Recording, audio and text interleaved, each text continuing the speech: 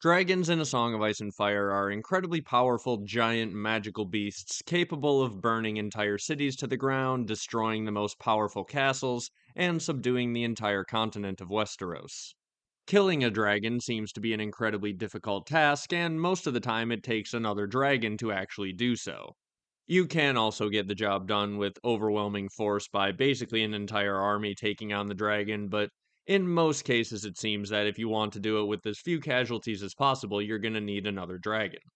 There is a little bit of interesting history, though, that sort of implies that dragons may have a secret magical weakness that we have yet to see put to the test. There's someone who, during the time of Aegon's conquest, had a plan where he was going to sneak into the camp of Aegon the Conqueror as they all slept and assassinate all three dragons by himself. And weirdly enough, when you take a look at how the magic of this universe works, I think his plan actually did have a chance of succeeding. This character was named Brandon Snow, and he was the brother of King Torrhen Stark, otherwise known as the King Who Knelt, and the last king in the North before Robb eventually was crowned. As Aegon the Conqueror and his sisters were marching north with their armies and their dragons, the North was in a position where they had to decide what exactly they're going to do about this. Brandon Snow offered to his brother that he would sneak into their camp at night, as I said, and assassinate all three dragons. King Torrhen obviously decided that he wasn't going to do that and instead sent his brother to negotiate, and eventually the next day he ended up kneeling to Aegon the Conqueror.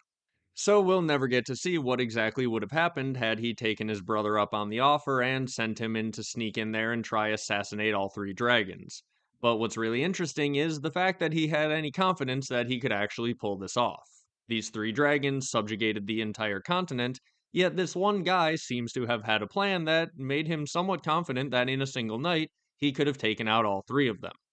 We seem to get some further clues as to what this plan exactly was when Bran is having his trippy Weirwood visions in A Dance with Dragons. He's seeing various characters throughout Stark history looking through the eyes of the Weirwood going further and further back in time, and one of them is a dark-eyed youth who is pulling three branches down off of the Weirwoods and fashioning them into three Weirwood arrows. This is heavily thought by the fandom to be Brandon Snow, and that seems to be the correct answer, and what I find really interesting about this is that if he's going for three dragons, he's only crafting three arrows, which implies a very high level of confidence that each one of these arrow strikes is going to be able to take out one of the dragons. Now, as far as I know, we haven't actually seen a dragon be hit by a Weirwood arrow at any point in the history, but there is something that we do see on screen or in book that actually I think sort of implies this would have worked. One of the things that I've talked about quite a bit on the channel in various videos is the direct comparison between the others and the dragons. These are incredibly powerful creatures of ice magic and fire magic. Both of them at different times are referred to as shadows, so there might be some shadow magic involved in all of this. One of these is connected to the fire magic family of the Targaryens, the other is probably connected to the icy magic family of the Starks. And in either case, right, they seem to be like the big magical destructive force of ice and fire. So if we're trying to look at what are the easiest ways to actually kill a dragon, well, I think it's pretty interesting when we take a look at the things that are able to kill the others. The main thing that we actually know can kill the others is dragon glass, which seems to be some sort of fiery magic instrument, right? It's called frozen fire, it's called dragon glass, it's obsidian, which comes from volcanoes, which are used for fire magic in ancient Valyria. So, it definitely seems that this fire magic based weapon is capable of killing the others just by simply touching them. When Sam stabs another, it basically just melts away due to the contact with the obsidian. It also seems to be well set up that Valyrian steel, which is on some level or another a fire magic sword, is probably also capable of killing these icy shadow others. It's definitely the case in the television show, and I would assume it will be revealed in a future book that, yeah, all these characters who are wielding Valyrian steel blades are going to have an advantage against the others compared to someone with just a normal sword. So, what we can pretty much take from this is that the easiest way to kill these icy magical monsters is using a fire magical weapon, and it really seems like even just a single little touch from an obsidian blade or a Valyrian steel sword can pretty much shatter these things or make them melt away. So, when you have that in mind, it would seem that maybe the best way to kill one of these giant fire magic beasts is possibly using some icy magic. And then you bring yourself to the story of the guy who thought he could kill three dragons in one single night, and he was fashioning three Weirwood arrows made from the Weirwood at the Heart Tree of Winterfell.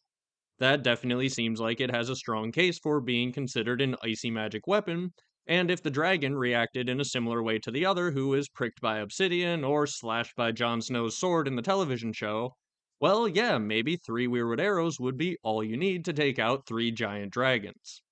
I think that this definitely explains Brandon Snow's confidence in his ability to sneak in there and take out all 3 of the Conqueror's dragons, and as I said, also explains why he's only crafting 3 Weirwood arrows. Because basically all he needs to do is hit the thing and it might actually just completely kill it. When you think about this as a writer, why would you set up in your world building a situation where a guy thought he could take out all 3 of these dragons and then show a scene of him crafting 3 single Weirwood arrows? Well, I think the idea is to potentially foreshadow that, yeah, this is a magical way that you can take out these dragons. Normal arrows are likely to not do much against these things, but if you have the right magical weapon, it would seem that that's what's required to kill these powerful magical beasts. It seems to be the case with the others, and I think that the reason George R. R. Martin is putting this little note in the history books is to foreshadow this with the dragons.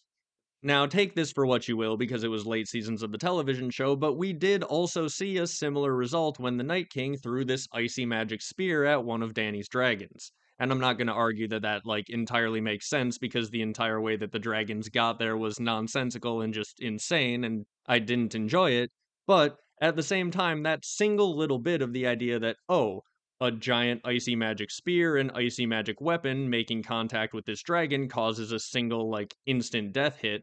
well, that actually does sort of track with the magic that's being set up in the books. We know that the others craft magical weapons out of ice, so you could sort of compare the other swords that they seem to use to the Valyrian steel swords that they have against the others, and the dragon glass is probably comparable to the Weirwood, more of a natural form of this magical weapon of ice or fire. I don't necessarily think we're going to see another, javelin toss a perfect throw of an icy spear and take out one of Dany's dragons, but at the same time, if one of the magical icy weapons were to make contact with these dragons, I would be really interested to see what would actually happen. And just to say it one more time, I cannot stress enough how much I am not defending that scene as it played out in the show because I really think that that whole little plot arc of them being trapped north of the wall for as long as they were and Gendry running back to the wall, it was one of the worst things in the entire television show. I'm specifically talking about the magical logic of icy weapon kills fire magic weapon kills icy magic thing. That does seem to be well set up. Think of it as like a Pokemon type chart where there are only 2 types, and both of them are super effective one-hit KOs against the other. Now, if this is indeed the case, it definitely raises a couple interesting questions about Aegon's conquest. Basically, how would Brandon Snow know how to kill dragons if this was indeed something that would work? And also, then, if they could actually have killed all of these dragons, why did the king in the north kneel?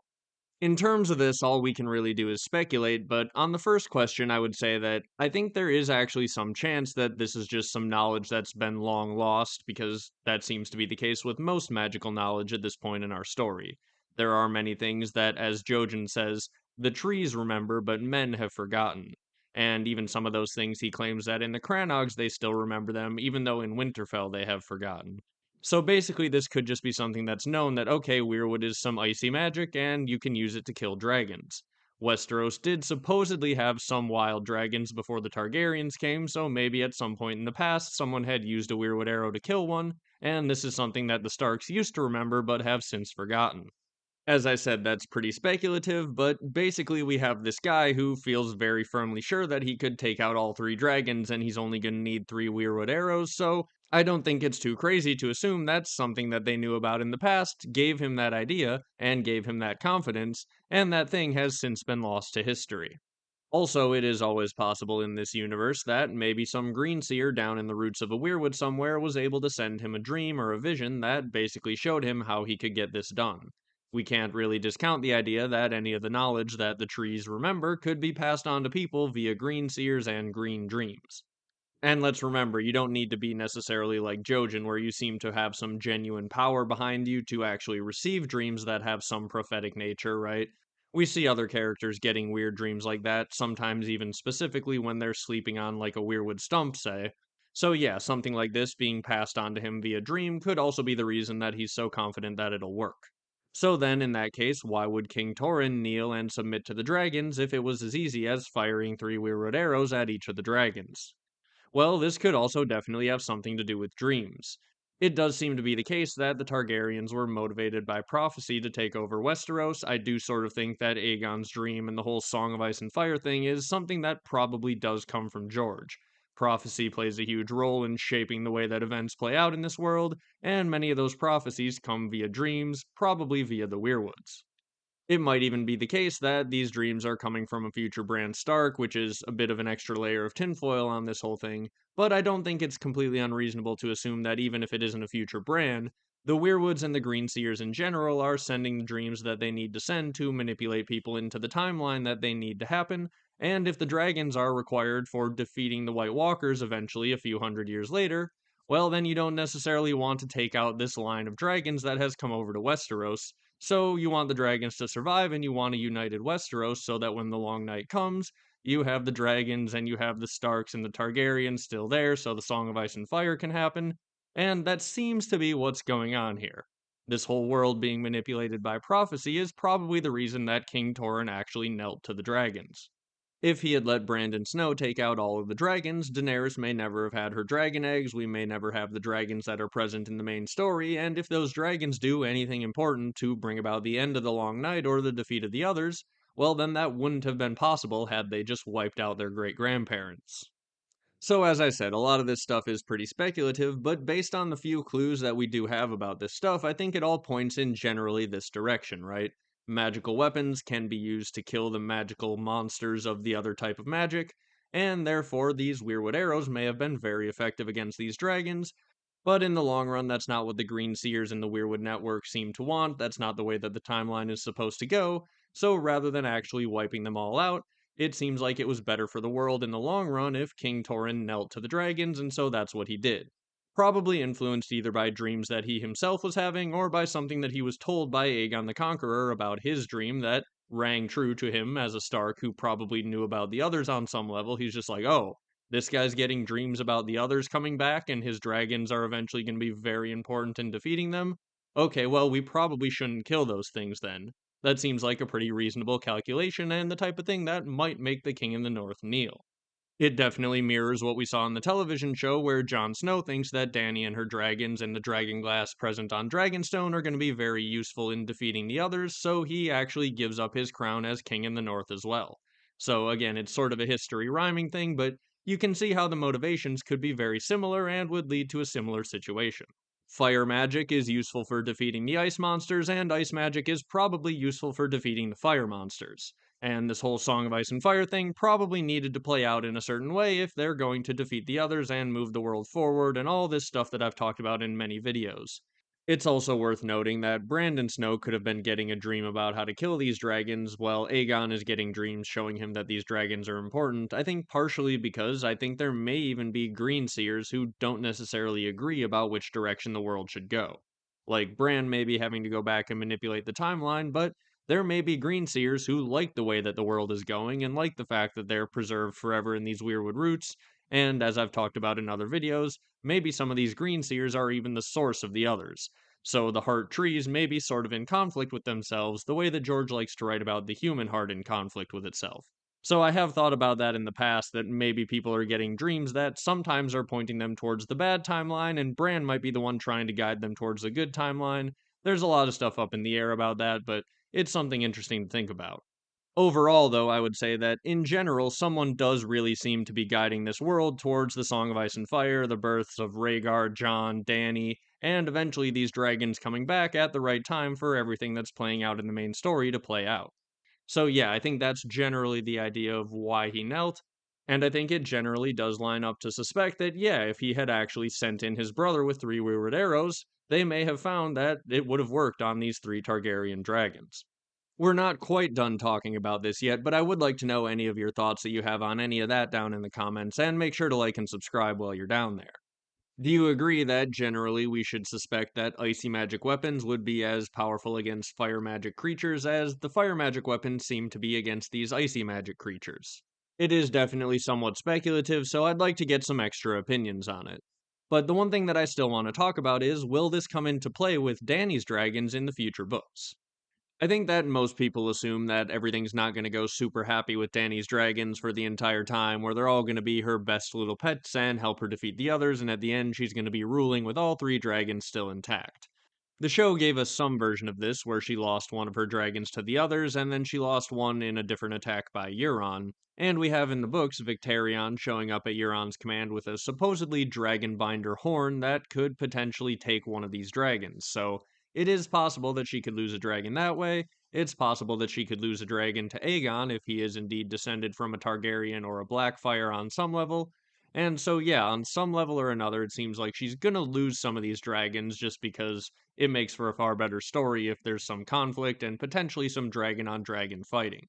So, if at least one or two of these dragons is probably getting taken out at some point or another, there is definitely some room for some icy magic weapons to be used on them. And like I said, I don't necessarily think that the others are going to take one of these dragons, but it could happen, I suppose. Or at the very least, if one of them is killed in the north, maybe it could be resurrected at some point. But yeah, I don't know. It's just a really interesting question as to where would it ever come into play that maybe one of these Weirwood arrows could be fired at one of Dany's dragons. And would you find that a more satisfying way for one of them to die than the scorpions that we saw Euron use in the television show? Personally, I would, because I feel like it is on some level well set up and would make some sense that, oh, these Weirwood weapons can be very powerful against these dragons. And that would make it a bit more dangerous and make them feel like a little bit less of indestructible killing machines that make it so Dany can just wipe everyone. There is also, of course, set up in the history books for a scorpion like thing being used to shoot down a dragon over Dorne, so we do have the setup for both of these things, both in the histories and in the television show, which saw both of these things used to kill a dragon, so we may get both, but if I had to pick one, I would say I sort of favor an icy magic weapon rather than a scorpion myself. The other thing, though, that I feel like is really interesting about the possibility of Dany losing one of her dragons to a Weirwood arrow is what it would make her think about Weirwoods. Because I think Dany is, on some level or another, well set up to possibly burn the Weirwood network, and maybe that would be something that'd be very helpful in killing the others if they are generated from the Weirwood network on some level. I mean, imagine how you would feel if one of your pets was able to easily be killed by this random plant. You would probably go all around your yard and try to eliminate that plant everywhere that it exists. So Dany, as she's conquering Westeros, would be very incentivized to burn every weirwood that she sees if indeed she does have one of her dragons taken out by a single weirwood arrow. I've talked about this idea many times in the past that I think Dany is set up to be burning the Weirwoods, and if the Weirwoods are the thing that's sort of locking Westeros into place with this icy magic and potentially causing a lot of these problems, someone needs to come in and burn and sort of cleanse this whole system to do a reset of ice and fire, sort of like Ragnarok in Norse mythology, how it's like the big resetting of a big cycle for the world. One of the big things that would need to happen, though, if Dany is going to be burning the Weirwood network across Westeros, is she would need to be properly incentivized to actually do this. And why would Dany be going around seeking out Weirwoods and burning them with her dragonfire? Well, if all the Weirwoods that exist can be turned into arrows that can one hit KO her dragons, that's a pretty good reason. So I think that that might actually be a thing that happens that incentivizes Dany to just go full scorched earth on the Weirwood network and the old ways in general. So, while I don't necessarily know how exactly it would play out, and maybe it would even be a dragon that's been taken by the power of that dragon binding horn that Dany just sees being killed by a Weirwood arrow at some point, or finds out was killed by a Weirwood arrow. In any case, I feel like that's a really good reason for her to just try and destroy every Weirwood, which is something that I think, for the sake of the story, she is probably set up to do. I've also talked a decent amount about Elden Ring in previous videos, and a lot of the parallels that George seems to have built into the world of Elden Ring that are very similar to A Song of Ice and Fire. And one of the most interesting things is there's this giant magical world tree system that's very similar to the Weirwoods, and it requires a certain magical fire to burn it, and that's a thing that you need to do at some point in the game. So this would also make sense that for the world to move forward into a new age, someone's going to need to come along with a magical fire and burn all these magical trees that people have to pray to and that may have caused the others to be there that threaten everyone and require blood sacrifice to the world trees. Yeah, it feels like it all does sort of line up thematically that, much like in Elden Ring where you have to take a magical flame and burn the Erd tree, someone may need to take a magical flame and burn the Weirwood system in Westeros. Then you pile on top the fact that it seems that the control of these weirwoods and this system of needing constant blood sacrifice into the weirwood trees and praying to the weirwood trees and these visions and dreams that are coming from the weirwood trees and influencing people, Well, there's a strong argument that all of it has essentially magically enslaved Westeros into the system of the old ways for 10,000 years or more, and that might be the thing that's stopping the world from progressing. And the one who has the magical fire is also called the Breaker of Chains, and she's all about ending enslavement in all of its forms. So, if she tries to end this enslavement to the magic of the Weirwood trees, that would also fit with her character pretty well. It just really feels like there's been a ton of stuff pointing me in that direction, and now that I think about it, one of Dany's dragons dying by a Weirwood arrow would be the perfect inciting incident to kick off all of this Weirwood burning. But again, just let me know what you guys think of any of that down in the comments, or if there's anything that you could add that maybe could help us piece together the context of how this might play out.